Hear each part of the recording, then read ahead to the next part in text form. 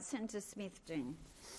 Today is Tibet Lobby Day, an annual occasion when the Australian Tibet Council invites Tibetan Australians to meet with their parliamentary representatives and discuss the issues that are important to them. What makes this unique is that it's an annual opportunity for our parliament to act as a voice for a people who are otherwise voiceless. Since the annexation of Tibet and the exodus of His Holiness the Dalai Lama, Tibetans around the world have fought with bravery and determination for a return to a free and independent Tibet.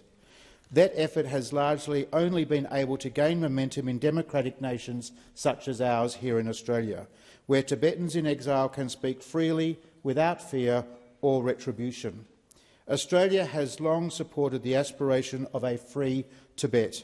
In our most recent Universal Periodic Review of China, submitted to the United Nations, Australia reiterated its calls for the Chinese government to cease discrimination and persecution of Tibetans and other minorities in Tibet based on their religious or political views.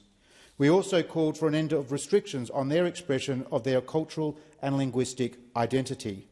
I heard harrowing first-hand accounts of these human rights abuses when I visited Dharamshala in northern Italy and met with His Holiness of the Dalai Lama earlier this year.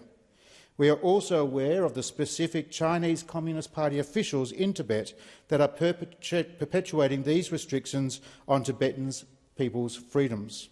If we fail to hold these officials accountable for their human rights abuses, then who will? That's why this morning I joined Susan Teppelman MP, Senator Barbara Pocock and other members of the multi-partisan Parliamentary Friends of Tibet to welcome a visiting delegation of Australian Tibetans. Australia has a central role to play in the journey towards a free Tibet, and Tibetan Australians are counting on those of us in this parliament to be their voice. Thank you, Senator. Senator O'Neill. Thank you.